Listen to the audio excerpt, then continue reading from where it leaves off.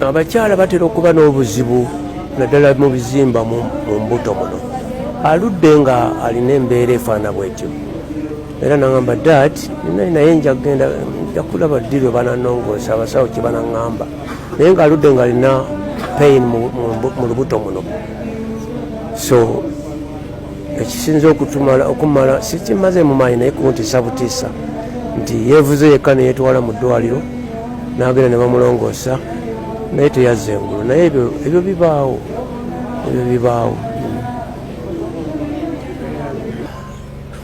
Ekiseera kye tulimu si kyangu nnyo n'akatono ku ludda lwaffe abazadde naddala nze, naye kye tulina okukkiriza ffenna nti kkubo eryo omwana wange naddala lyagenzeemu n'abalala nga tujja okukwata kkubo tukuvu, kubanga lyekkubo lyokka lye tulina okuyitamu okugenda ewa Mukama Katonda waffe. Kati bw'olyewala n'okulitya oba omala biseera.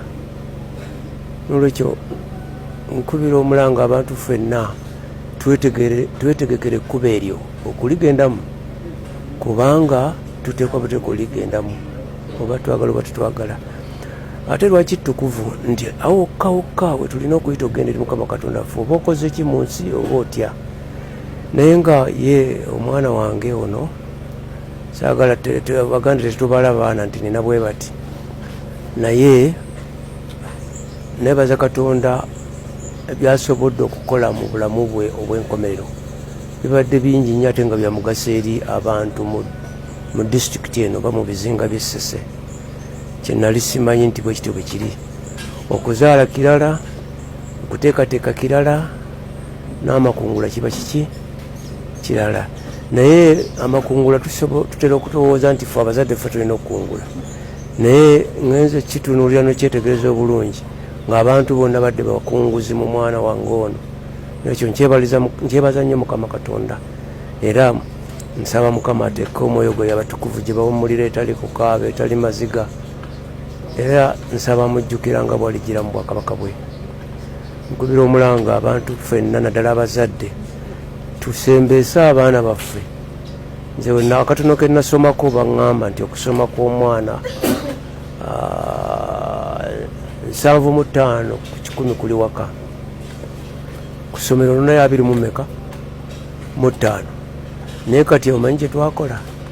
Twaddira 75 tugitikka abaana mugende musome. Kati abazadde tetukyalina buvunaanyizibwa ku kusoma kw'abaana. Kasatuwayo school fees nga tugenda kunoonya ssente na biruwa. Naye luli okusoma kw'omwana kwabanga waka 75 ku 100. Era nze bwe ntyo bwe nakola ne mukyala we ng'akyali mu nsi. Era mukyala wange yali musomesa nnyo omutendeke mu ngeri y'enjawulo ey'ensa ate nga ya nnono, era be baana abo be tuggyemu. Nolwekyo tufiiriddwa kinene nnyo naddala essaza lyaffe lino ery'e Ssese, naye bw'olabanga ekintu ekirungi, nkubira omulanga abantu ffenna abawuliriza, bw'olabanga ekintu ekirungi ng'okyegombye waakiri kikoppe ogenda okikole. Okusoma oba kukulemye waakiri koppa osobole okuyita ki ebibuuzo. N'olwekyo twegayira Mukama Katonda waffe omwana wange ateeke omwoyo gwe abatukuvu gye bawummulira.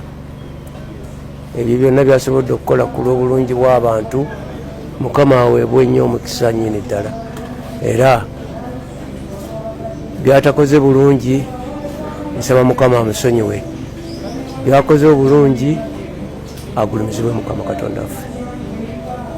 Tusabiragane tuleme kuggwamu ssuubi, okufa kitukuvu lyekkubo lyokka lye tulina okuyita mu kugenda okulaba Mukama Katonda waffe, ate buli omu alina ekifo kye waagenda. So omwana wange Mukama amusaasire ebyo ebyamusobako, ebyo yakola obulungi agulumizibwe Mukama Katonda waffe. Amin.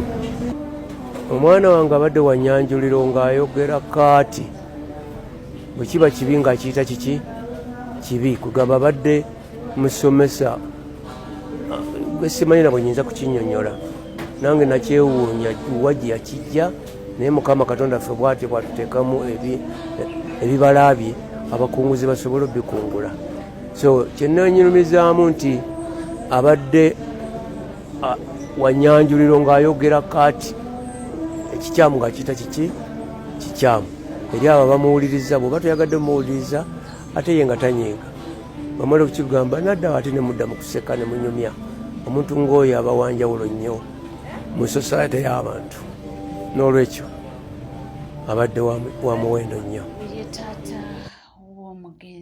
Honorable Helen Nakimuli era nga father bulijjo aze ng'akyogera lunye father naye mu orthodox era yagamba nti bulijjo aze akinyonnyola nti ba orthodox bo babeera ba father naye bakkirizibwa okuwasa nti kye batakkirizibwa kubanga omukyala gwabadde naye afudde awo abatakkirizibwa kuwasa mulala nti naye bo nga ba orthodox father akkirizibwa okubanga awasa. So oyo ye taata w'omugenzi Helen era nga father avuddemu omwasi ayogedde. Abantu babadde babuza ebibuuzo bingi, palapase abadde mungi boogera kino mwalabye olunaku lw'eggulo ba Calvin Kayanja ne bavaayo ne balumiriza mbu abadde ajjamu lubuto, bigambo bingi ebyayogeddwa naye taata naye avuddeyo n'alambulula ensonga. Nga tutali ku nsonga y'emu eyo, omukyala Farida Nakazibwe avuddeyo n'alaga okwennyamira omwana ono, omwana w'omugenzi Helen gw'alese omuto. Agambye nti akaseera ako bw'akalowoozaako bambi kimuyisa bubi okutunuulira abaana abato booleseewo nga tebanaba kubanga bakula okwesalirawo oba okumanya nti oba kino nti bambi asaasidde nnyo omwana w'omugenzi. Byonna byonna nga bigenda mu maaso abantu beeyongedde okuba nga balaga obutali mumativu. Ono agamba nti kyekiso omulundi ogusoose okulaba nga batwala omuntu emulago nti bakole postmortem ate emulago n'esooka egamba nti mugende omuntu gye yafiiridde bakole ebbaluwa. Agamba nti waliwo ekitagatta. Diwe mwali mulabyeko omuntu n'afa ne bamutwala emulago omumukolako postmortem ate mulago n'emala n'ebasindika nti mufune ripooti mu ddwaliro gye yafiiridde nga postmortem bagikoledde mulago, wabula ne bagamba ate ripooti mugende mugijje mu ddwaliro gye yafiiridde. Kyova olaba mulago mwaliriizinze mangu ekibaluwa nga mwagala okukyejjamu nti teyafiiridde mu ddwaliro lyammwe, yafiiridde mu Alexandra. Honorable Zaake atugambye oba ategeezezza abantu b'Ekalangala nti yatuuse ku ddwaliro lya Alexandra Medical Center n'ababuuza kiki ekibaddewo ne bamutegeeza nti nno ebadde minor surgery era ebadde successful. N'ababuuza ebeereta successful ng'omuntu tavuddeeyo nga mulamu afudde. Wabula kye baakoze kwe kumugamba bamusindike emulago bamutwale emulago bu postmortem. Diwe mwali mukirabyeko nze njagala kubabuuza omulwadde ne bamutwala omukolako postmortem emulago. Mulago negamba teyina bbaluwa. Ebbaluwa baddeyo bagijje ku ddwaliro eyitamukozeeko. Balijje ku ddwaliro gye yafiiridde. Bwe mbagamba wano nti n'omwana w'abendi baamusse ng'olaba amagege mu comment section. Mujja muzunga. Omwana w'abendi baamusse baamutidde mu maanyi amayitirivu. Mwobadde abagamba mbuno simanyi okulongoosa fibroids mbuno it's a major surgery. Which major surgery? Nga ly'eddwaliro likugamba it was minor. It was a minor surgery. Nga baakakasizza ne Honorable Zaake n'abantu ababaddewo nti omulwadde operation yabadde successful baamulongoosezza. Nobawulira nga bavuya mbu it was a successful operation because it was minor. Ng'omuntu yafudde. Mwasse omwana w'abendi mu maanyi. Yenna yabasasudde okukomya obulamu bwa Honorable Nakimuli. Mwamutidde mu maanyi. Eddwaliro, you were paid to end her life. You were paid to end her life. Bwe mubeera nga muzanye n'oyo vulugu ow'okubeera nti no ripooti ejjo mwagambye emulago yesterday mwagambye mbu dokita taliiwo amukolako postmortem ate mutuuse ku makya mumaze ogimukolako mugamba nti report teriwo report baddeyo ku ddwaliro gye yafiiridde. Now what was the use of okumuleta emulago mukolako postmortem? What was that use yabadde yaki nga tewali bbaluwa kyabadde kyaki? Mumanyi lwaki Honorable yafudde bantu mmwe? Nze nabagambye okuva eggulo we mwaganye okugikola ne mugamba simanyi dokita taliiwo. Nze nagambye waliwo ekintu kye mukweka, waliwo kye mukweka bantu mmwe. Mwasse Honorable mazima, mwasse omwana wa Bendi, mwamuse enfa ya Honorable. It was well planned. Mwadde mukimanyi nti obulamu bwe buyina kukomaawo. Mwabadde mumanyi obulamu bwe bukomaawo. What bogus is this? Tisimanyi muddeyo mufune ebbaluwa mu ddwaliro gye yafiiridde. Bagenze kye mugamba omujja mu ddwaliro eno gye yafiiridde nga temutegedde.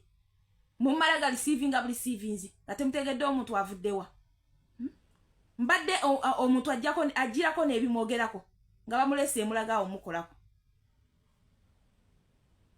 Mbote muyina baddeyo bagikimeeri. Namwe abagamba buno simanyi.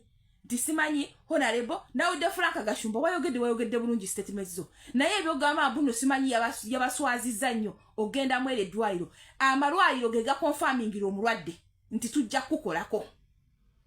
Bwe ngenda mu ddwaliro okunoonya obujjanjabi ne bategeeza nti no yes tusobola okuconducting eno operation successfully. Kitegeeza nti no baba bampedde confirmation yaabwe nti basobola okunzijanjaba. Era baba tebakisobola basindika ewalala. Basindika ewalala. Naye nti yabadde minor surgery byebi obwedda mbagamba wano mwe mbwa mwezi jja mu comment section yange temuddamu kwesiwaliza wano. Abasawo babayiranga bo bategeeza nti it was a minor surgery. Era surgery yabadde successful. Naye ne ki ending up nga omuntu yafudde. Which kind of successful surgery is that? Omuntu nabikula akamake mbu the surgery was successful. Nga omuntu afudde. Olwebera successful. Ne minor surgery yabalemye okukola. Mwasse omwana wa munnammwe. Mwasse omwana w'omusajja. Abazadde mubatadde mu mbeera ey'obulumi. Eggwanga lyonna mulitadde mu mbeera ey'obulumi. Musse omuntu abadde omwagala w'abangi. Abadde talina wadde obuzibu bwonna. Just olw'okwogera amazima. Uganda w'oyogera amazima ofa. Bw'oyogera ku bibi ebiri mu NRM government nga bakutta. Amazima ge gamusiza. Nga bwe mwatta Serena n'abandi amazima ne gassa ne Heleni. Naffe tulirwedde okufiirwa amazima nga ge ganzisizza. I rather die for speaking the truth, for speaking out. Nsobola era nkisanyukira ne ngamba ati alhamdulillah Katonda woba ontadde ku duniya kuno nga nsobola okujja n'enjogera ebirimu amagezi n'enjogera amazima genda banti ge mazima. I will appreciate that. Era sitekisobola kunnuma nga obulamu bwange bugenze like that. Kisingako accident okunkuba. Kisingako okufa obulwadde. Naye ate neefiira amazima. Ngenda ng'omwoyo gwange guli very, very, very, very proud of myself. Ngenda ndi musanyufu mu kabuli. Era tonsuubirayo nti no nze nsobola okuddawo n'entiitiira. Bwe simanyi okunzita nga njogedde mazima. How? I'm so happy. I'm so proud of myself that I can come out. Nenjogera ku ebyo ebibi bya government byetayagala kwogerako. Because we cannot all keep quiet. We cannot all go silent. Uganda is my country. I don't have any other country. Is my home motherland. Tewaliyo waka walala. So wenda bebiri munsi yange ngenda kubyogerako. Netteeka lya mutirina kye ugenda kunstopinga if I'm to say so. Eretteeka lye mwalese terigenda terina we ligenda kunstopinga ekyo kyo kibabuulira. Because I'm Ugandan. As long as I'm still holding Ugandan passport. As long as I'm still holding Ugandan passport, you don't have even that right. Echinzijako. So I will speak out. Unless you tell me that mukomye obutabo bwaffe. Mufune obutabo bwensi gye muli. Naye we mbakyali ku katabo ka Uganda, temulina kye musobola kuŋŋamba. Mwasse omwana wa munnammwe. You killed her. Mwamuse. mwamuse kyovula ne report ebalemye okujjayo mwamuse Godano omuntu ngaoza mbu simanyi abasawo mbu doctors are there to treat mbu Katonda yaliwo okuwonya. Are you bogus? Muri basiru no you such bogus statements. Are you stupid? Nti simanyi yes abasa doctors are there to treat. Why do you treat what you don't know? Dwacho treatinga kyo manyi no tusobola kiwonya. Mwagenda kusomera kugezaako ku treatinga dali mulekere Katonda. Chota sobola kireke. Mbu doctors are there to treat mbu Katonda yawonya. Bantu bameka abafudde mu Uganda kulwo kujajangalira kwa abasawo banene ba doctor. Bameka abantu abafudde. Nga bali sawo bless omuntu nafa. How many people have been complaining? Ti omuntu wange teyalifudde. Waliwo akana kenalaba nga bakalaze mulago kali kufulo kalajana. Kagamba mama wako ngenda kufa embwa yali ekalumye final omwana yafa. Nenga boza neddagala teyiriwo mulago. Omwana n'alajana n'agamba mumpe ku ddagala. Omwana omuto atanabadde n'okweza emyaka 10 and you're here saying itiro ba doctor baliwo kujjanjaba. No ya abantu nga bangangala. Kitalo nnyo era kitalo ddala tukirongera ddala okubanga tukungubagira omugenze naye nga byonna bigenda mu maaso navuddeyo n'agamba nti munnange entasiima ebulaagiwa agambye nti omukyala Fulufiga Jennifer Nakanguubi nti kamuwe ebimuli bye ng'akyali mulamu agambye nti omukyala omulabiraawo ayogera avuma naye mbu mulalamuko mbayagaliza. Eno video njikoledde Fulufiga Mama Flower ekutuukeko bulungi njagala ekuntuukireko bulungi ogiwulire amazima gali nti mukazi gwe simanyi naye oli wanjawulo mbantu benzize nfesinga nkyemmanyi nammwe abaliyo mwenna abaddeko kumpi ne Fulufiga kino tekituuse kunzenze kana mukize kibatuukako Fulufiga yasinga okwagaliza mu bantu b'empangaliddemu teri atukidde 100% buli mwayi n'ensobiize buli mwayi n'emizeege naye Fulufiga ayagaliza nze Fulufiga omuntu gwe nakasooka okulaba omuntu asobola okukubira essimu n'abako ne ofiisi walaga naye bw'akusanga ng'ali naawe oba ng'oli kyaliwe tasobola kukuleka mabega. Fulufiga ayingira naye ofiisi n'alyoka akuwaana mu maaso g'omuntu nga bw'oyagala omuntu oyo nga n'omuntu oyo tomumanyi ye Fulufiga. Munnange nno omwana nze bamuyita Jobless Billion akwagala obulamu bwe bwonna sooka omulaga video zobadde ogipostinga nga ne ku page yo taliiyo oye Fulufiga.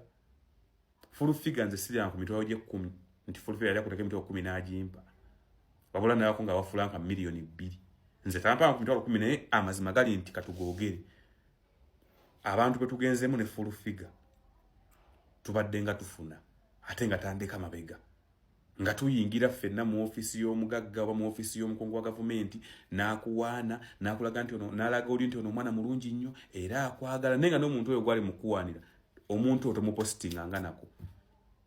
Abantu abo batono tubadde n'abantu nga bamukubira essimu akuleka bweru bw'abeerawo gy'agenda n'okufuna kasente yeebuzaabuza bwebuzaabuza toddamu mmulaba naye mwenna bawangaddeko ne Fulufiga mumanyi kyenjogerako. Amazima gali tufuna obutaka ne Fulufiga ntweyisaamu amaaso naye Fulufiga wanjawulo lwakuba kati mukazi wattu agenza akyuka lwa nsonga nti baayambye oba baabeereddewo tetusobodde mu siima ge mazima kubanze kati Babula Nekesa Honorable yagamba Fulufiga ntwale Fulufiga teyantwala ku luno yagumye muyaga ye Jobless mundeke mbabeereddewo temusiima simunenya. Honorable Babula Nekesa yagamba Fulufiga twali ku mukolo gwa muganda wa Honorable Babula Nekesa yo twali busiya namugaye Jobless ono mwagala nnyo ojo baleete banne ojo bandeteeka abaana bano Fulufiga teyantwala saanyiiga lwa nsonga nakimanya abikoze ebbanga tasiimiddwa takyamenyeka n'abantu naye ng'omukyalo oyo amazima gali nti buli amubaddeko okumpi yali temwagala kwogera bw'osiriikira omanyi byakuyambye ne byakubeereddewo omanyi connection zaakugasseeko amazima tugogere tusiime ku bantu nga balamu tuleme kubeera nnyo na kweyagaliza ffekka. Fulufiga abantu baatusiza mu ofiisi ez'amaanyi bangi. Fulufiga abantu bafunidde connection bangi. Fulufiga abantu batte mu ofiisi ne bawa ssente bangi naye olwonga omanyi nti Uganda yaffe n'abantu bankwe tayagala kusiima ku muntu nakumanya nti yamutuusaawo waali nsigadde nze Jobless Billionaire. Mama Flower ebimuli byo mbikuwadde okyali mulamu tufunamu obutakkanya tuyinza okunyumya tutanyumya ebya media mubimanyi naye nga kyo teri akukira gwe nnamba emu gwe nnamba zonna vidiyo eno yiyo mullo mulabi mulungi omulabi wa Legit TV 256 teweerabira kubanga osubscribinga ringinga that notification bell sharinga likinga ebisigadde butereeva amawulire tujja kubanga tugakuweera tujja kubanga tugakutuusaako wona wole wonna wosinzidde sigala naffe tovaawo